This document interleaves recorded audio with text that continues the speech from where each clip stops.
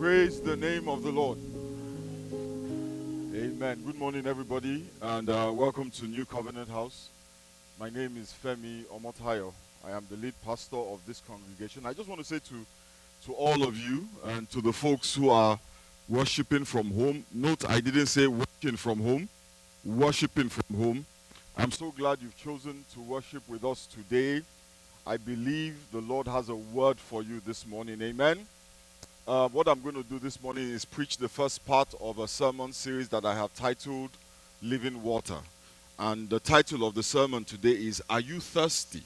Now turn to your neighbor and say, Are you thirsty? So let's turn our Bibles to the book of John, chapter 7, and I will dive right in. John 7, I will read from verse 37 through to verse 39. Hallelujah. On the last and greatest day of the festival, Jesus stood and said in a loud voice, Let anyone who is thirsty come to me and drink. Whoever believes in me, as scripture has said, rivers of living water will flow from within them. And by this he meant the Spirit, whom those who believed in him were later to receive. Up to that time, the Spirit had not been given, since Jesus had not yet been glorified. On the last and greatest day of the Jewish Festival of Tabernacles, the Bible says Jesus stood up and he spoke with a loud voice. Now, he didn't speak quietly. He spoke with a loud voice because he wanted everybody to hear what he was saying. And he said to everybody, Let anyone who is thirsty come to me and drink.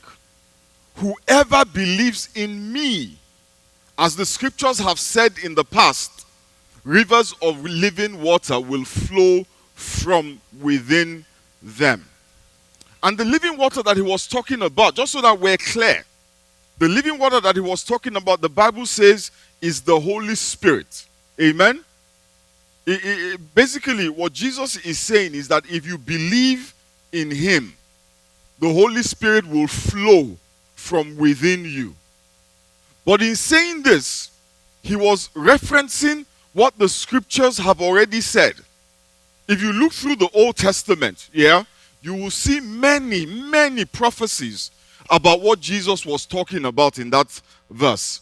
And this morning, what I want us to do is just break it down a little bit, because I think it is critical that we understand what the word of God is saying.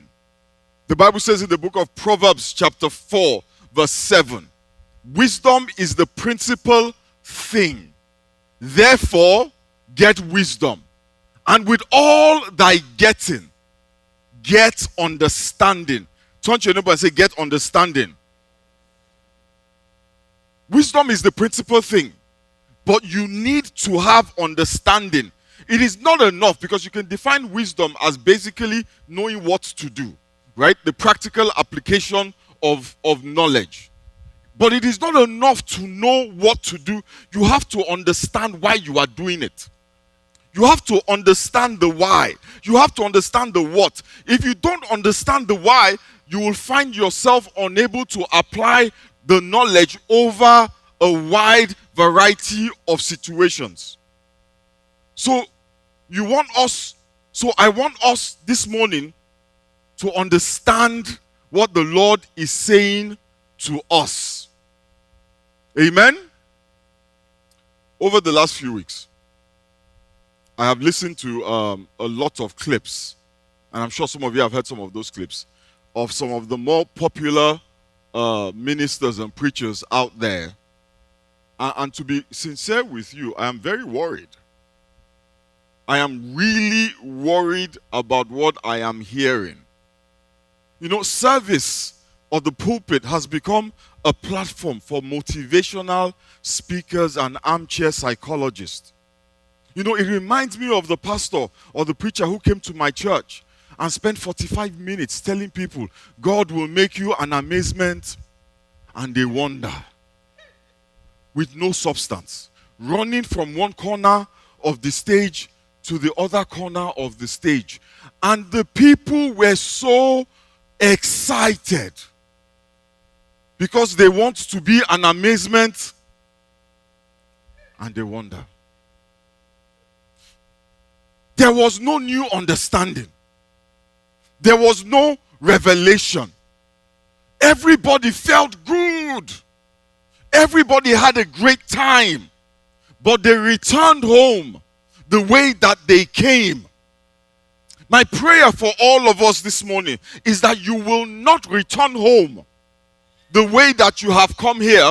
I pray that the Lord will fill your mind with understanding and that you live here not excited, not emotionally stirred up, not just feeling good, but that you live here with understanding of His will that will change your life. So how was service today? It was good. What did the pastor talk about? I don't know, it was good. Seriously, what was someone about? I don't remember, but I felt good. That's an indictment. I pray that the word of God I will preach this morning will move you to the next level of glory. In your journey to be transformed and conformed to the image of Jesus. So Jesus said, anyone who is thirsty should come to Him and drink. Anyone who is thirsty. Now, not just anyone, but anyone who is thirsty. In Matthew chapter 5 verse 6, in the Sermon on the Mount, Jesus Christ said, blessed are those who hunger and thirst for righteousness, for they will be filled. It is only those who hunger and thirst for righteousness that will be filled. You know, so many folks come to church and we're told, if you're having problems, come to Jesus and He will solve your problems. Because Jesus is a problem solver. If you're broke, come to Jesus and you will get money. If you are lonely, come to Jesus and He will give you a spouse. And more often than not, if the problem is bad enough, people will come to Jesus. But they are not coming to Jesus because they are thirsty or because they hunger after righteousness. They are hungry and they are thirsty for money. And the church has presented Jesus as a means to that end. They are not hungry or thirsty for righteousness.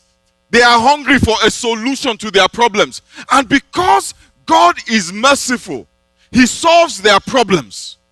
Amen? Because He's a miracle worker. He works miracles. But then the challenge is that as soon as the problem is solved, they leave. Because they have gotten what they are hungry and thirsty for. It was not righteousness. You know, the Bible tells us a story of 10 lepers who, you know, leprosy was a very problematic disease in those days. It turned you into an outcast. It basically made you a pariah in the society. And these 10 lepers came to Jesus. And Jesus said to them, go and show yourself to the priests. The Bible says as they went, they were healed. What happened? 9 of them took the healing because that is why they came.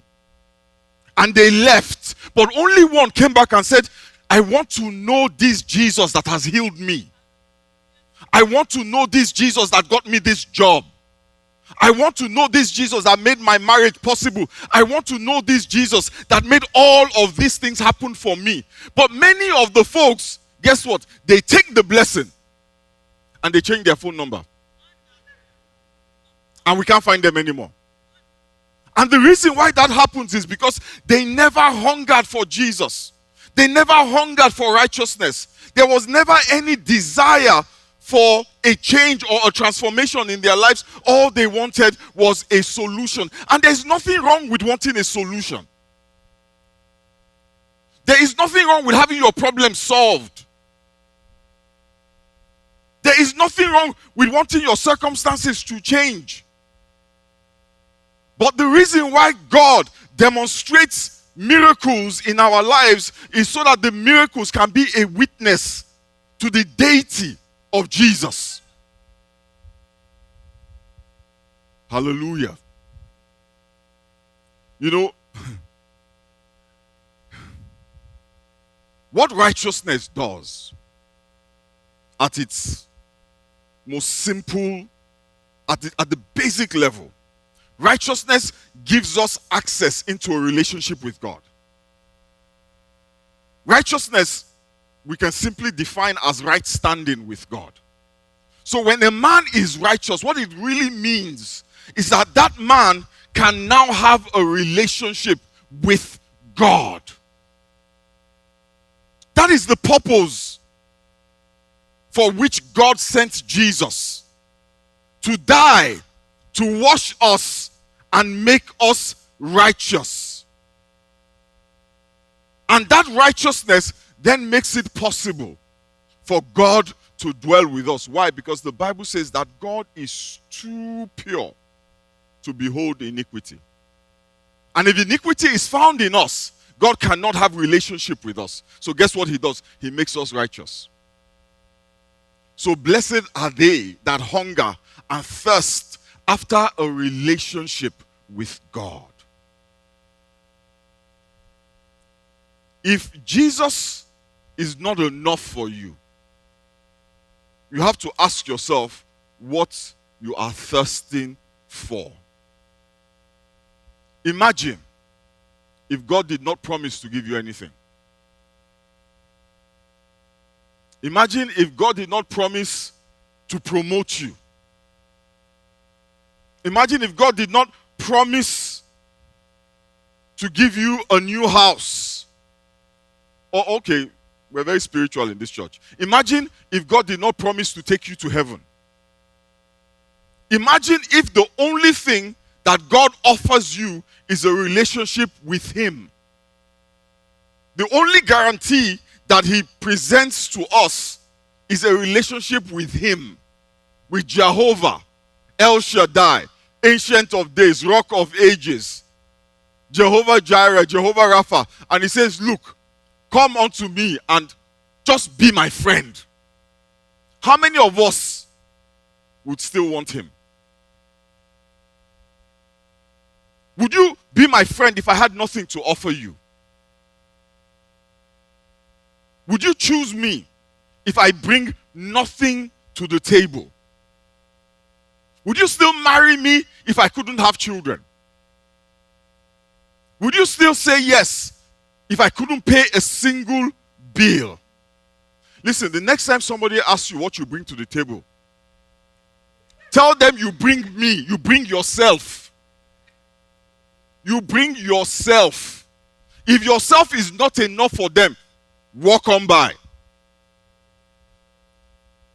Now, I know some of us here would still want Jesus.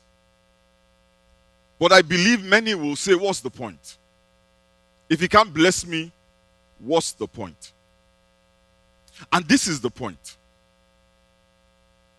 That you are in a relationship with God.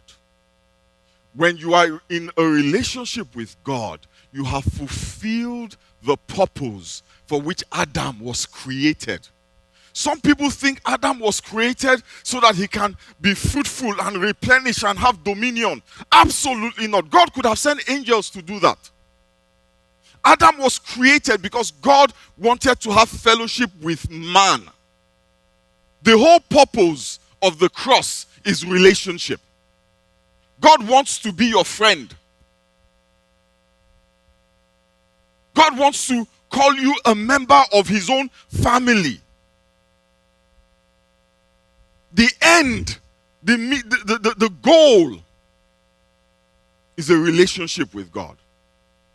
Fellowship with God. You know, the Bible says that Jesus Christ was sent so that He could be the firstborn among many brethren. If you thirst for that, Jesus Christ says you will be filled. And that is why many of us struggle. Because it is not about that. It is not about relationship. It is not about that. It is about what I can get from God. And I stand here as somebody who dealt with God like that. But there's a level that God takes you where that will only lead you to frustration. Because God wants more from you, wants more with you, than somebody whose conversation with him is reduced to give me, and then give me some more. Blessed are they that hunger and thirst after righteousness. Those people, they will be filled. Because their hunger for righteousness will be satisfied, is satisfied in Christ Jesus. And then he goes on to say, whoever believes in me. Let me pause for a second. When Jesus said, whoever believes in me, in the original text, the word he used is a Greek word that is pronounced eis, eis, E-I-S. And E-I-S is a preposition, right? And what it means is into, right? Into a place, into a time, into a purpose. Amen? So believing in Christ, when Jesus says, whoever believes in me, he's saying, whoever believes into me. It is your faith, it is your belief that moves you into him. It moves you into his purpose. So when Paul says, it is in him that I live, it is your faith that places you in him. Amen? Believing in Christ means to believe into his purpose. It means that you have adopted his purpose. You have become one with him. You have entered into his place. You have entered into his time. Our faith in Christ, my brothers and sisters, moves us into him. So that when he died, when he was crucified, we were crucified with him. Why? Because we were in him. That's what the Bible says in Galatians chapter 2 verse 20. I have been crucified with Christ. I have been what? Crucified with Christ. Hallelujah. And I no longer live, but Christ lives in me. But not only have we believed into his crucifixion, we also believe into his resurrection. Our faith in him puts us inside him. And when we remain in that place of faith in him, we remain where? In him. And the Bible says if we abide in him, if we remain in him, by believing in him, we will ask God for anything. And we will bear fruit. Amen? And then, this is the part that I want us to pay attention to the most. It says, out of your belly, from within you, shall flow rivers of living water. And just so we're clear, the Bible says he meant the Holy Spirit, which had not been given. The Holy Spirit had not been given. Hallelujah. Why? Because he had not been glorified. The Holy Spirit had not been given because he had not died and he had not resurrected. He was still a man, walking the face of the earth like a man. His blood had not been shed. The Holy Spirit was not given until Christ died and returned to God. Do you know why? Because blood had not been shed. Blood is necessary. The shedding of blood is necessary for the Holy Spirit to come. That is why you cannot have the Holy Spirit without passing through Christ. In the Old Testament, people had experiences with God. The Holy Spirit would descend on somebody. Yeah? And the person would prophesy. And guess what the Holy Spirit does after the person finishes prophesying? The Holy Spirit will go. In fact, if you wanted to have the Holy Spirit for any duration of time, you had to be as ascetic as a Nazarene. Don't cut your hair, don't eat this, don't drink that, don't do this, don't do that, don't do this. There was a long list of things that made you qualified. But even then, or how do you say, even though you meet all the requirements, the Holy Spirit did not reside. He would visit and he would go. And the reason why is because there was sin. You know, I keep talking about sin, and I want us to understand sin. We have narrowed sin to a point of we miss the point. Sin is not just what we do. Sin is not just what we think. Sin is etched into our DNA. You can't wash it away. You can't willpower sin away. You can use willpower to affect your behavior. Pastor Shakes. You can say, I am not going to do this or I am not going to do that. You can even say to yourself, I'm not going to think this, I'm not going to think that. When a thought comes to your head, you can bind it. You can reject it, you can resist it. But what do you do about your DNA? What do you do about your nature? There's nothing you can do about it. That was why they had to send Jesus. It's possible for a man to be strong and not sin. It's possible for a man to be so disciplined that his thoughts are focused only on the word of God. But a man can't do anything about what Adam did. Can't do anything about his heart. That's why God says, I will take away from you a heart of stone and give you. You don't grow it, he gives it to you. A heart of flesh that is sensitive to him. The Bible says in Hebrews chapter 9 verse 22, the law requires that nearly everything be cleansed with blood. And without the shedding of blood, there is no forgiveness of sins. I like the way the King James Version, I think it's the King James, says, without the shedding of blood, there is no remission of sin. Without forgiveness, the Holy Spirit cannot take up residence in us. So if you see somebody saying the Holy Spirit is moving in him, but he doesn't believe in Jesus, he's a liar. That spirit is not the Holy Spirit. Maybe the spirit of a dead man or a demonic spirit. They call them familiar spirit. I don't know. Familiar, unfamiliar, all of them, get away from me. You cannot access the Holy Spirit without Christ. It was the shedding of his blood that cleansed us, that washed away our sins, until he was crucified, and until we are by faith crucified with him. I want us to understand we are still the enemies of God. Think about what that means. Because when you are God's enemy, the only thing waiting for you on the other side of life is an eternity of darkness. But when he died on the cross, went to the grave, and on the third day rose again, those of us who by faith are in him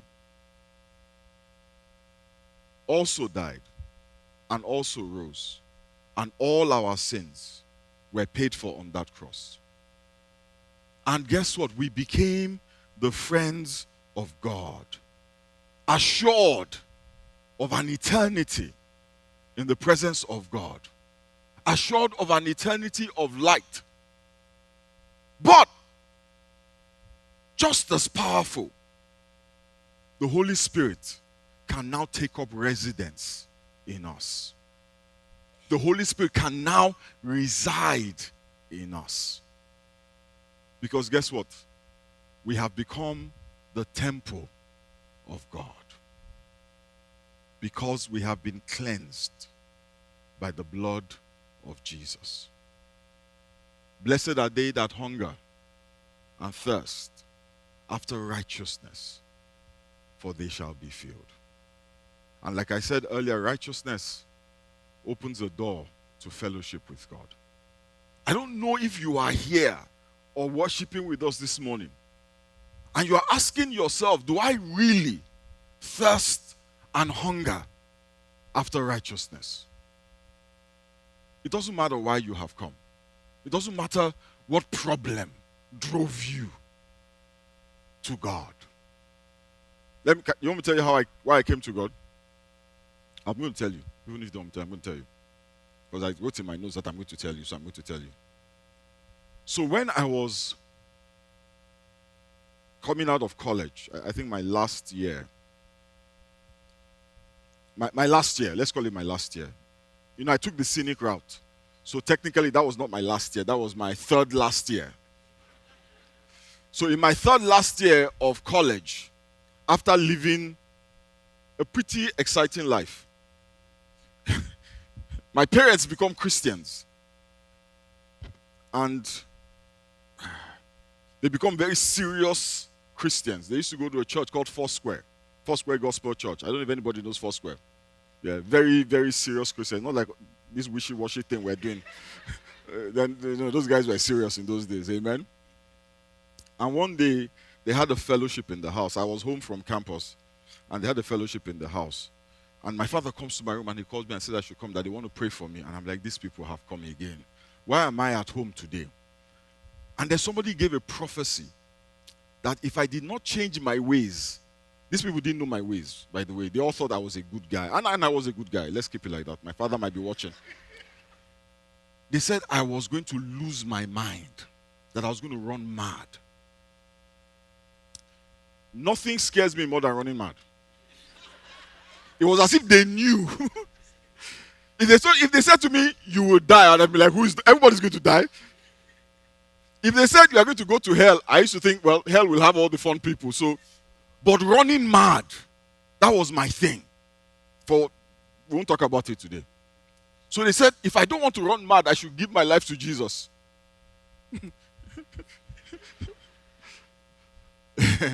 Hey, I looked at this man. I looked at my father. I said, okay, I'll give my life to Jesus. So I knelt down and I said, Jesus, please, I don't want to run mad. If it is my life that will stop me from it, please have it.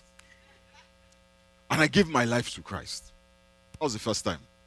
There were subsequent times after that because that was the first time. And I stopped all the bad things I used to do. Everything. But you know what? It didn't quite catch. You know when something doesn't click? It didn't click because I wasn't really interested. I just didn't want to go mad.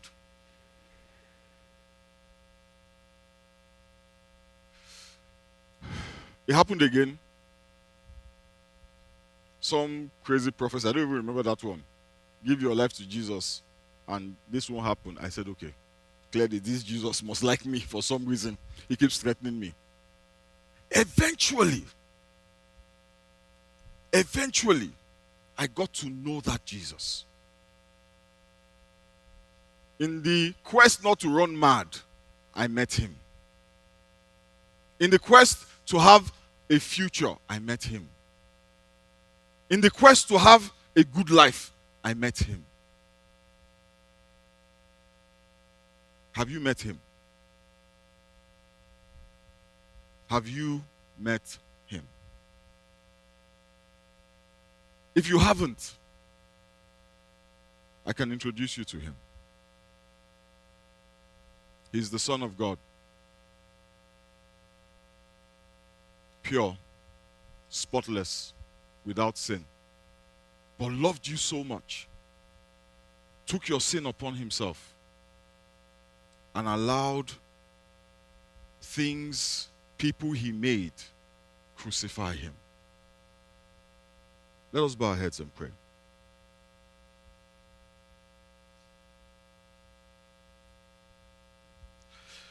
And so, Father, we thank you. We thank you for our Lord and Savior Jesus.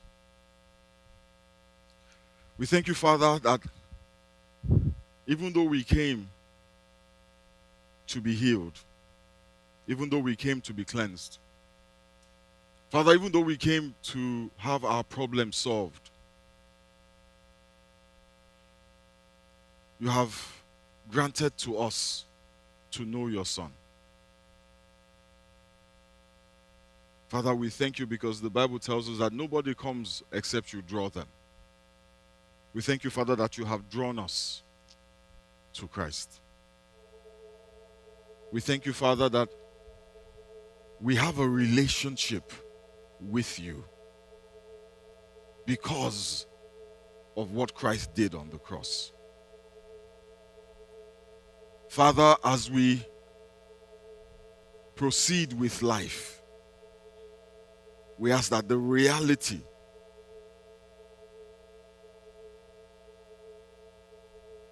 of our position in Him will be revealed to each and every one of us. Grant us, Almighty God, insight. Grant us understanding into your will for our lives. And Father, for those of us who have not yet met Jesus, on our journey and in our search for solutions, we ask, Almighty God, that you will open the eyes of our understanding. That you will open the eyes, Almighty God, of our soul and our spirit and even our physical eyes, that we may see Him. That we may behold the wondrous beauty of His love. We thank you, Father, and we give you praise. In the mighty and precious name of Jesus, we have prayed. Amen. Praise the name of the Lord.